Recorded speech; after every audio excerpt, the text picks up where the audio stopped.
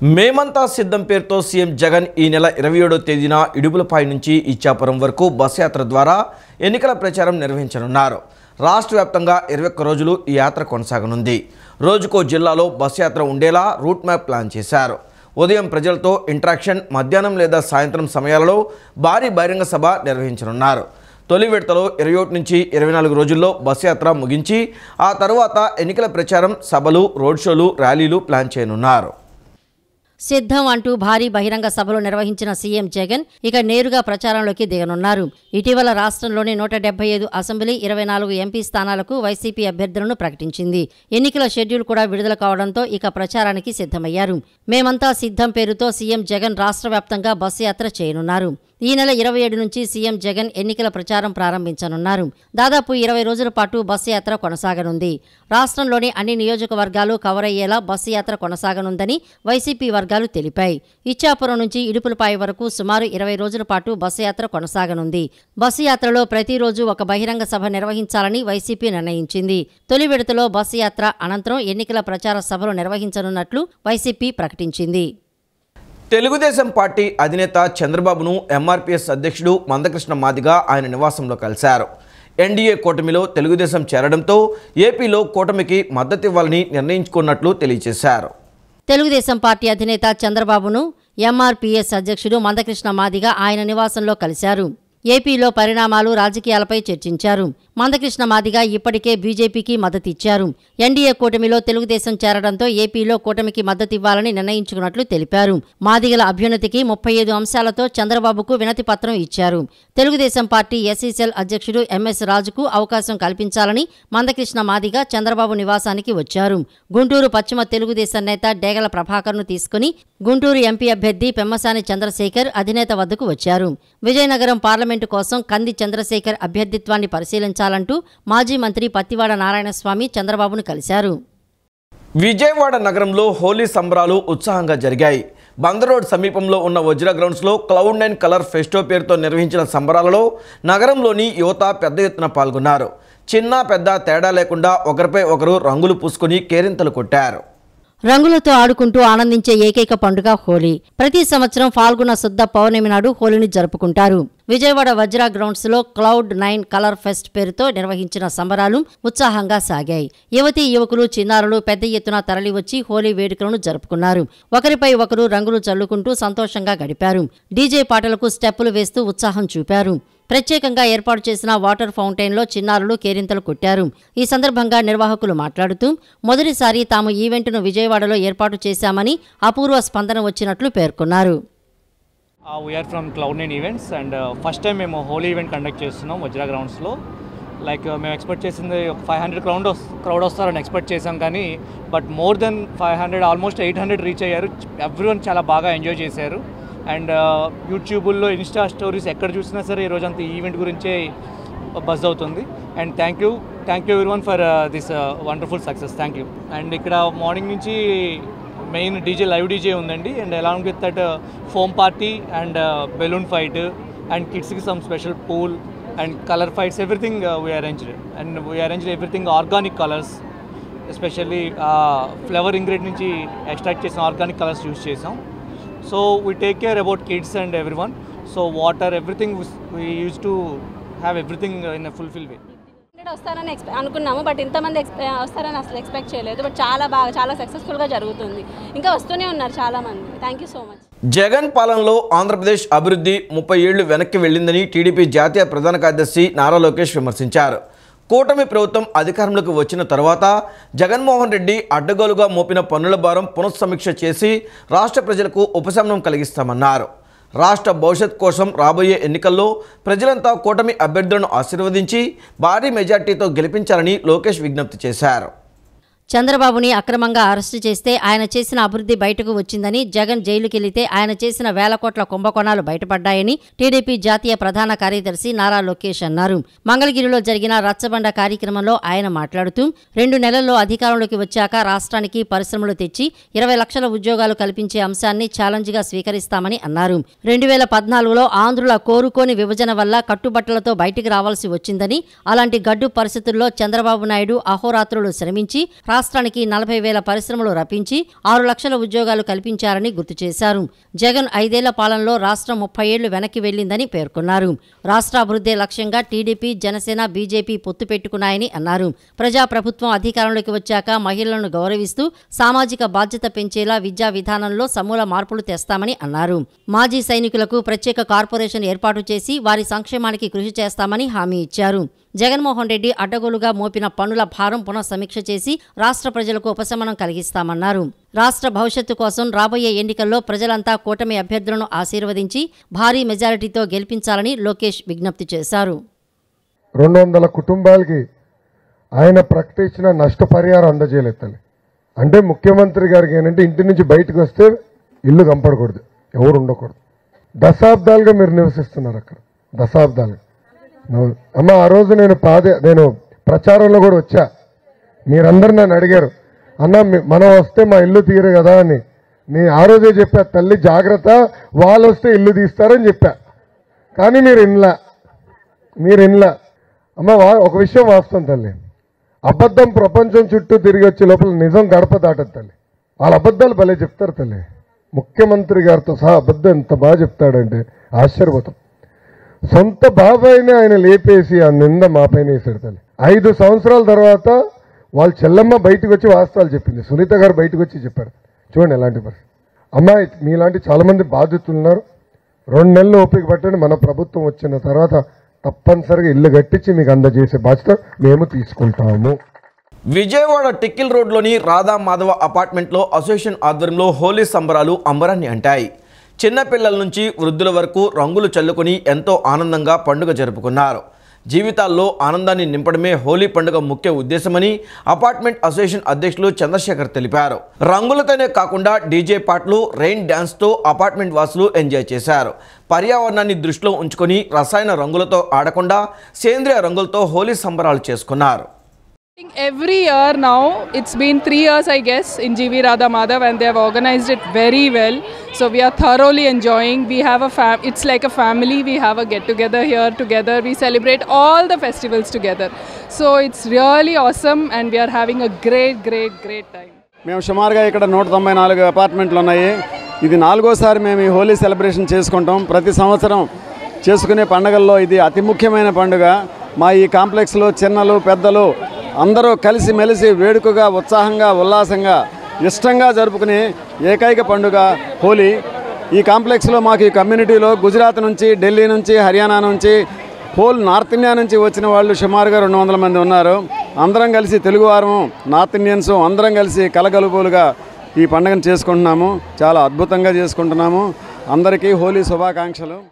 ప్రతి ఒక్కరితో శ్రీరామనామం రాయించాలనే ధ్యేయంతోనే శ్రీరామ సేవా సమితి ఆధ్వర్యంలో శ్రీరామనామ లేఖన పుస్తకాలను ముద్రించడం జరుగుతుందని బీజేపీ నేత, సుప్రీంకోర్టు న్యాయవాది డాక్టర్ కిలారు దిలీప్ తెలిపారు.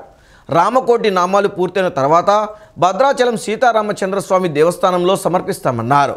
విజయవాడ గురునానక్ కాలనీ, సాయిబాబా గుడి రోడ్లో ఉన్న అరుణ రెసిడెన్సీలో ఏర్పాటు చేసిన విలేకరుల సమావేశంలో వివరాలను వెల్లడించారు. శ్రీరామనామ పుస్తకాలు కావలసిన వారు తమ ట్రస్ట్ను సంప్రదించాలని సూచించారు. 9390155099 మొబైల్ నెంబర్కు సంప్రదించి వివరాలు తెలపాలని చెప్పారు. గోసేవ, అన్నదానాలు, అట్లానే రేషన్ కిట్లు కరోనా టైం నుంచి చాలా చక్కగా అందరికీ అందిస్తాం జరుగుతుంది. వారు ఇవాళ పాకెట్ క్యాలెండర్లో వారి సందేశం భగవద్గీత చిన్నపిల్లల దగ్గర నుంచి పెద్దవాళ్ళ దాకా అందరూ చదవాలనే ఉద్దేశం. అట్లానే చిన్న చిన్న వాళ్ళ శ్లోకాలు దాంట్లో ముద్రించి అందరికీ పంచడం చేస్తున్నారు. అదే కాకుండా రామకోటి పుస్తకాలు కూడా వారు పంపిణీ చేస్తూ ఆ రామకోటి కంప్లీట్ అయిన తర్వాత వారికి అందిస్తే మళ్ళీ దాన్ని భద్రాచలం దాకా అందించేదాకా వాళ్ళు రెస్పాన్సిబిలిటీ తీసుకోవటం, ఇది ఎంతో చక్కటి కార్యక్రమం అని చెప్పి కూడా నేను వారందరినీ ఎంతో ప్రోత్సహించాలనే ఉద్దేశంతో ఇవాళ ఈ పాకెట్ డైరీ రిలీజ్ చేయడం జరుగుతుంది.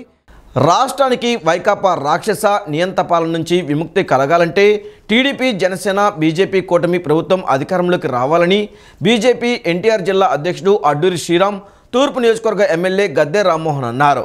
రాష్ట్ర అభివృద్ధి కోసమే 3 పార్టీల కలయికని పేర్కొన్నారు. రాణిగారి తోట ఐస్ ఫ్యాక్టరీలో ఆదివారం తెలుగుదేశం పార్టీ, జనసేన, భారతీయ జనతా పార్టీ నాయకుల ఆత్మీయ సమావేశం నిర్వహించారు. ఈ సందర్భంగా భారతీయ జనతా పార్టీ ఎన్టీఆర్ జిల్లా అధ్యక్షుడు అడ్డూరి శ్రీరామ్ మాట్లాడుతూ రాష్ట్రంలో వైఎస్ఆర్ కాంగ్రెస్ పార్టీ ప్రభుత్వం అధికారంలోకి వచ్చిన తర్వాత అవినీతి, అక్రమాలు పెరిగాయని ఆరోపించారు. తెలుగుదేశం పార్టీ, జనసేన ఎన్డీఏలో చేరడం శుభపరిణామమని పేర్కొన్నారు. అన్ని వర్గాలను వంచిన సీఎం జగన్ అని పేర్కొన్నారు. రామ్మోహన్, కేశినేని చిన్నీల విజయానికి కృషి చేయాలని పిలుపునిచ్చారు. రాష్ట్రంలో ప్రజలంతా కూడా తెలుగుదేశం కూడా, జనసేన కూడా ఎన్డీఏలో చేరాలని ఆకాంక్షల మేరకు ఈరోజు ప్రజల ఆకాంక్షల మేరకు ఈరోజు చేరడం, అందరం కూడా కలిసి వెళ్ళి దేశంలో ఏ విధంగా నరేంద్ర మోడీ గారు అవినీతి రహిత పాలన అందిస్తూ ప్రజల అభివృద్ధే లక్ష్యంగా, దేశ అభివృద్ధే లక్ష్యంగా ప్రపంచంలో అగ్ర రాజ్యాలైనటువంటి జపాన్, అమెరికా, చైనా లాంటి దేశాలు దీటుగా భారతదేశాన్ని తయారు చేయాలనే దృఢ సంకల్పంతో ఏ విధంగా వెళ్తా ఉన్నారో అదేవిధంగా ఆంధ్రప్రదేశ్ని కూడా చంద్రబాబు నాయుడు గారి నాయకత్వంలోని తప్పకుండా ఒక దేశంలోని ఒక ఐకాన్ రాష్ట్రంగా తయారు చేసే దిశగా ఏ అయితే కంపెనీలు వద్దనుకొని వెళ్ళిపోయిన కంపెనీలు కూడా మళ్ళీ వచ్చి యువత ఈ రాష్ట్రంలోనే ఉద్యోగాలు సాధించే విధంగా, రైతులు అన్ని రకాలుగా దేశంలో ఉన్నటువంటి నరేంద్ర మోడీ గారు ఆదుకుంటున్న నేపథ్యంలో ఇంకా ఆత్మహత్యలు ఆగట్లేదంటే ఎన్ని అరాచకాలు ఈ యొక్క రాష్ట్రంలోని జగన్మోహన్ రెడ్డి ప్రభుత్వం చేస్తుందో మనం అర్థమవుతా ఉంది. అనంతరం ఎమ్మెల్యే రామ్మోహన్ మాట్లాడుతూ గతంలో భారతీయ జనతా పార్టీ, తెలుగుదేశం పార్టీ కూటమి అభ్యర్థిగా తనను ప్రజలు గెలిపించారని గుర్తు చేసుకున్నారు. ఫలితంగా నగరాభివృద్ధికి తన వంతు కృషి చేశారని తెలియజేశారు. యువత గంజాయి దారిపట్టి అక్రమాలకు పాల్పడుతున్నారని ఆవేదన వ్యక్తం చేశారు. ప్రభుత్వ వైఫల్యమే దీనికి ప్రధాన కారణమని అన్నారు. ఈ కార్యక్రమంలో నాయకులు పోతంశెట్టి నాగేశ్వరరావు, పాతూరి నాగభూషణం, కోలపల్లి గణేష్, రఘురాముడు, భాష, వీరబాబు, ముఖేష్ రెడ్డి తదితరులు పాల్గొన్నారు. ఏ మూల గంజాయి పట్టుపడ్డా దాని మూలాలు మన ఆంధ్ర రాష్ట్రంలో ఉన్నాయంటే జగన్మోహన్ రెడ్డి ఎంత మాఫియా ప్రభుత్వాన్ని నడుపుతున్నాడో మనందరం కూడా అర్థం చేసుకోవాల్సిన అవసరం ఉంది. ఈ మాఫియా ద్వారా అందరినీ నిర్వీర్యం చేసి ఆయన ఈ రాష్ట్రాన్ని ఏలుకోవాలనే భావనలో ఉన్న దాని నుంచి మన రాష్ట్రాన్ని కాపాడుకోవాలా, మన పిల్లల భవిష్యత్తును కాపాడుకోవాలా, ఈ రాష్ట్రంలోని యువత నిర్వీర్యం కాకుండా వాళ్ళకు శక్తివంతులుగా తయారు చేసిన బాధ్యత ఉందని చెప్పి ఈరోజు భారతీయ జనతా పార్టీ, జనసేన, తెలుగుదేశం పార్టీ ఐక్యతో ముందుకు వెళ్ళటం, ఈ సమయంలో నాకు అభ్యర్థిగా నారా చంద్రబాబు నాయుడు గారి ఎంపిక చేయటం అది నా అదృష్టంగా భావిస్తూ మరొకసారి నారా చంద్రబాబు నాయుడు గారికి కృతజ్ఞతలు తెలియజేస్తున్నాను. అదేవిధంగా బీజేపీ పార్టీ నాయకులందరూ కూడా ఈ విజయవాడలో ఉన్న నాయకులు మరి శ్రీరామ్ గారు కానీ మరి నాగేశ్వరరావు గారు కానీ వీళ్ళందరూ కూడా వచ్చి వాళ్ళని ఆహ్వానించి మాకు మీ మద్దతు ఉంటుంది, మిమ్మల్ని మంచి మెజారిటీతో గెలిపిస్తామని చెప్పి వాళ్ళు ఒక ఆత్మవిశ్వాసాన్ని కలిగించినందుకు వాళ్ళందరూ కూడా మనస్ఫూర్తిగా నాకు నమస్కారాలు తెలియజేస్తూ కానూరు గ్రామంలోని శ్రీ గోపయ్య సమేత తిరుపతమ్మ అమ్మవారి తిరునాళ్లు ప్రభ మహోత్సవం నిన్న కన్నుల పండుగగా జరిగాయి. భక్తులు పెద్ద ఎత్తున తరలివచ్చి అమ్మవారిని దర్శించుకొని ఆశీస్సులు పొందారు. మంత్రి జోగి రమేష్ ఈ కార్యక్రమంలో పాల్గొని కొబ్బరికాయ కొట్టి ప్రభలను ప్రారంభించారు. విద్యుత్ దీపకాంతులతో సుందరంగా అలంకరించిన ప్రభలను మేళతాళాలు, డప్పు వాయిద్యాలు, కేరళ వాయిద్యాలు, కోలాట నృత్యాల నడుమ ఊరేగించారు. కానూరు గ్రామంలోని శ్రీ గోపయ్య సమేత తిరుపతమ్మ అమ్మవారి తిరునాళ్లు ప్రభల మహోత్సవం నిన్న రాత్రి కనుల పండుగగా జరిగింది. మంత్రి జోగి రమేష్ ఈ కార్యక్రమంలో పాల్గొని కొబ్బరికాయ కొట్టి ప్రభలను ప్రారంభించారు. తిరుపతమ్మను దర్శించుకుని ప్రభల ఊరేగింపులో పాల్గొనేందుకు గ్రామ ప్రజలు, చుట్టుపక్కల ప్రాంతాల వాసులు పెద్ద ఎత్తున తరలివచ్చారు. విద్యుత్ దీపకాంతులతో సుందరంగా అలంకరించిన ప్రభలను మేళతాళాలు, డప్పు వాయిద్యాలు, కేరళ వాయిద్యాలు, కోలాట నృత్యాల నడుమ ఊరేగించారు. ఈ సందర్భంగా మంత్రి జోగి రమేష్ మాట్లాడుతూ ప్రతి ఏడాది ఈ కార్యక్రమం కనుల పండుగగా జరుగుతుందన్నారు. తాను ఈ వేడుకల్లో పాల్గొనడం ఎంతో సంతోషంగా ఉందని తెలిపారు. అమ్మవారి ఆశీస్సులు గ్రామ, పెనమలూరు నియోజకవర్గ, రాష్ట్ర ప్రజలపై ఉండాలని ఆకాంక్షించారు. యువత చెడు వ్యసనాలకు బానిస కాకుండా సక్రమ మార్గంలో నడిపే సందేశాత్మక చిత్రంగా సింహధ్వని తెరకెక్కిందని ఆ చిత్ర నిర్మాత ఎస్ఎస్ స్వామి తెలిపారు. చిత్రం ఏప్రిల్ నెలలో విడుదల కానుందని వెల్లడించారు. ప్రతి ఒక్కరూ చిత్రాన్ని వీక్షించి విజయవంతం చేయాలని కోరారు. లక్ష్మీ భవానీ ఫిల్మ్స్ బ్యానర్పై రూపొందించిన సింహధ్వని చిత్ర ఆడియో ఫంక్షన్ బందర్ రోడ్లోని మాకినేని బసవపున్నయ్య విజ్ఞాన కేంద్రంలో అట్టహాసంగా నిర్వహించారు. ఈ కార్యక్రమానికి హీరో వశిష్ఠ, హీరోయిన్లు త్రివేణి, పావని, నటులు నిడదవోలు శ్రీనివాసరావు, ఏలూరు రాంబాబు, నిర్మాత ఎస్ఎస్ స్వామి, నవరంగ్ థియేటర్ అధినేత భూపాల్ ప్రసాదులు ముఖ్య అతిథులుగా విచ్చేసి ఆడియో లాంచ్ కార్యక్రమాన్ని ప్రారంభించారు. ఈ సందర్భంగా నిర్మాత ఎస్ఎస్ స్వామి మాట్లాడుతూ ప్రస్తుత పరిస్థితుల్లో యువత గంజాయి మత్తు పదార్థాలకు ఏ విధంగా బానిసలు అయిపోతున్నారు, ఆ పరిస్థితులను కథానాయకుడు ఎలా అధిగమించాడో తెలిపేదే సింహధ్వని చిత్రమని పేర్కొన్నారు. ఈ చిత్రం ఏప్రిల్లో విడుదల కానుందని, యువతను పెడదారి పట్టకుండా అవగాహన కల్పించే మెసేజ్ ఓరియంటెడ్ చిత్రమని పేర్కొన్నారు. ప్రేక్షకులందరూ తప్పక చిత్రాన్ని వీక్షించి ఆదరించాలని కోరారు. ఈ సినిమా సింహధ్వని ఈరోజు యువత పెడదారిన పడుతూ గంజాయి మత్తుమందు అలవాటు పడి ఎన్నో హత్యలు మానభంగాలు చేస్తూ పెడదారిన పడుతున్నారు. విచక్షణ జ్ఞానాన్ని కోల్పోయి ఏం చేస్తున్నారో వాళ్ళకే తెలియని పరిస్థితుల్లో కూడా ఉన్నారు. అటువంటి క్రమంలో హీరోకి జరిగిన చిన్న బాధాకరమైన విషయంతో స్పందించి వీటి మీద ఎలాగ జయించాడనేదే మా సినిమా. మంచి విజయంతో రావాలని కోరుకుంటూ సెలవు తీసుకుంటాం. అనంతరం నవరంగ్ థియేటర్ అధినేత భూపాల్ ప్రసాద్ మాట్లాడుతూ శ్రీ లక్ష్మీ భవానీ ఫిల్మ్స్ వారి సింహధ్వని చిత్రం యువతను బాగా ఆకట్టుకుంటుందని చెప్పారు. ప్రతి ఒక్కరూ చిత్రాన్ని వీక్షించి ఆశీర్వదించాలని కోరారు. Unfortunately, it has taken a little time for him to finish it, but enthusiasm, but we had a lot of enthusiasm to finish it. Finally, I think he has made it, and yesterday he came to me and asked me to come out here, and that's the main reason. But I hope that the movie will do very well. Because of certain aspects of the explanation that he has given me, it is really fantastic. అనంతరం చిత్ర unit నటీనటులు మాట్లాడుతూ ఎంతో కష్టపడి చిత్రాన్ని ఇంతవరకు తీసుకువచ్చామని, మంచి message oriented చిత్రమని తెలిపారు. తమ సింహధ్వని చిత్రాన్ని ప్రతి ఒక్కరూ చూడాలని కోరారు. నాకు ఈ ముందు ఈ ఆపర్చునిటీ ఇచ్చిన స్వామి గారికి థ్యాంక్ యూ. దెన్ నెక్స్ట్ ఈ షూట్ జరిగినందుకు సాయి గారి కోఆపరేషన్స్కి ఇంకా థ్యాంక్స్. బట్ ఈ సినిమా రిలీజ్ అయితే బాగుంటుందని కోరుకుంటున్నాను. సో 24 క్రాఫ్ట్స్ అందరం బాగా కష్టపడ్డాం ఈ మూవీ కోసము. సో డే అండ్ నైట్ తిండి తిప్పలు మానేసి సినిమా గురించే డైలీ దాని గురించి వర్క్ చేసి ఉన్నాము. దాని రిజల్ట్ ఈరోజు ఇక్కడ దాకా ప్రీ రిలీజ్ ఈవెంట్ దాకా వచ్చింది. నా కోరిక ఇదేంటంటే అందరూ దీన్ని చూసి ఆదరించి ఇలా కొత్త టాలెంట్ అందరినీ సపోర్ట్ చేస్తే ఇంకా ముందుకి మంచి మంచి టాలెంట్ కూడా బయటకు వస్తుందని నేను కోరుకుంటున్నాను. Thank you. టైటిల్లో ఆయన దమ్మేంటి చూపించాడు. ఆయన సింహధ్వని, ఆయన దానికి టైటిల్లోనే ధ్వనిని నిర్మించి బయటపడి ఎంతో కష్టపడి ప్రయాసం బట్టి ఆయన బాబు అన్నో చిత్రాలని ఇండస్ట్రీ ఎప్పుడు ఇచ్చే ఉన్నాడు. ఆయన డెఫినెట్గా ఈ సినిమాని ఆయన సక్సెస్ యుగంలో నడుస్తాడు నుంచి అని ఆలోచిస్తాను. Thank you. గత టీడీపీ ప్రభుత్వంలో చంద్రబాబు రాష్ట్రంలో స్కిల్ సెంటర్లను ఏర్పాటు చేసి యువతలో నైపుణ్యాలను పెంచారని, ప్రస్తుత వైసీపీ ప్రభుత్వం యువతను మత్తు పదార్థాలకు బానిసలుగా మార్చిందని గద్దె రామ్మోహన్ కుమారుడు గద్దె రాజేష్ విమర్శించారు. మళ్లీ చంద్రబాబు ముఖ్యమంత్రి అయితేనే యువతకు ఉజ్వల భవిష్యత్ ఉంటుందని అన్నారు. నిన్న తూర్పు నియోజకవర్గ పరిధిలోని 16వ డివిజన్లో గద్దె రాజేష్ ఎన్నికల ప్రచారాన్ని నిర్వహించారు. టీడీపీ అధికారంలోకి వచ్చాక అమలు చేసే సంక్షేమ పథకాలను వివరించి కరపత్రాలను అందజేశారు. తూర్పు నియోజకవర్గ ఎమ్మెల్యే గద్దె రామ్మోహన్ను విజయవాడ ఎంపీగా కేశినేని చిన్నిని అత్యధిక మెజార్టీతో గెలిపించాలని ఆయన ప్రజలను కోరారు. ఇక్కడ పన్నులు పంపులు ఎప్పుడో నుంచి ఇక్కడున్న ప్రజల కోరిక అది కూడా తీర్చింది తెలుగుదేశం పార్టీ చంద్రబాబు నాయుడు గారి హయాంలో గద్దె రామ్మోహన్ గారు ఎమ్మెల్యేగా ఉన్నప్పుడు. అదే మేము వాళ్ళందరికీ మేము ఇచ్చే ప్రామిస్ కూడా ఇక్కడ ఇళ్ల పట్టాల సమస్య 2024లో మన ప్రభుత్వం వచ్చిన వెంటనే మొదటిగా ట్యాకిల్ చేసే సమస్య ఈ ప్రాంతంలో ఇళ్ల పట్టాల సమస్య. పూర్తిగా ఇది రామ్మోహన్ గారు మాకు చెప్పి పంపించింది. ఖచ్చితంగా 2018లోనే రావాల్సిన పట్టాలు ఆనాడు కొంత మనకి సెంట్రల్తో ప్రాబ్లం వచ్చిన తరుణంలో గవర్నర్ గారు కొంచెం ఆపెట్టుకున్నారు. ఆనాడున్న గవర్నర్. ఇవాళ వారితో పొత్తులో ఉన్నాం కాబట్టి సెంట్రల్తో బీజేపీతో మనకు అన్నీ సజావుగా జరుగుతాయి. ఖచ్చితంగా మేమందరికీ చెప్పేది ఒక్కటే, ఇక్కడ ఈ ప్రాంతంలో ఇల్లు పట్టాలు మీకు ఇప్పించేది గద్దె రామ్మోహన్ గారు చంద్రబాబు నాయుడు గారు మాత్రమే. వైసీపీ వాళ్ళు ఎన్నో కుట్రలు చేస్తూ ఉన్నారు. మేము మళ్ళీ గెలిస్తే పట్టాలు ఇవ్వని, ఇంకా ఇళ్ళు పోతాయని, అలాగే ఇక్కడికి వచ్చే ఈ బెనిఫిట్స్ కూడా ఆగిపోతాయని చెప్పి చాలా తప్పుడు ప్రచారం చేస్తూ ఉన్నారు. ఇది మేము తీవ్రంగా ఖండిస్తూ ఉన్నాం. ఇంకా మెరుగైన బెనిఫిట్స్ ఇవ్వడానికే ఇవాళ పవన్ కళ్యాణ్ గారు చంద్రబాబు నాయుడు గారు సూపర్ 6 అనే పథకాన్ని పెట్టారు. మీరు ప్రతి ఒక్కరు కూడా దాన్ని చదవాలని, దాన్ని ఇంకో 10 మందికి చెప్పాలని, దీని మీద ఒక చర్చ జరగాలని మేము కోరుకుంటా ఉన్నాము.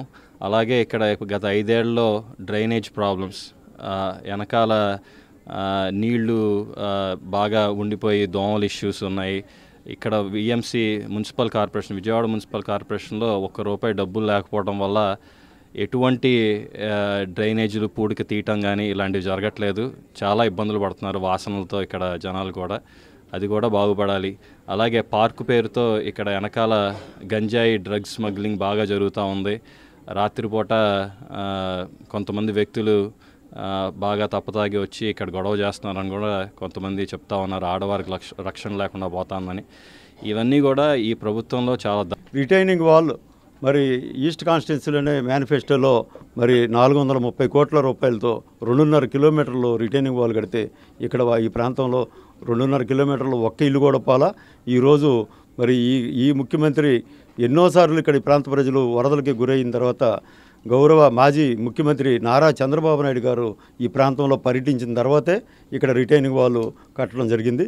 మరి మొన్ననే ఆర్భాటంగా ముఖ్యమంత్రి వచ్చి ఇక్కడ పార్క్ ఓపెనింగ్ అని చెప్పి మరి ఇవన్నీ చేయటం 24 గంటలు కూడా తిరగకుండానే ఆ సెట్టింగ్స్ అన్నీ కూడా మరి తీసేసి మరి తొలగించేశారు పార్క్ అన్నీ.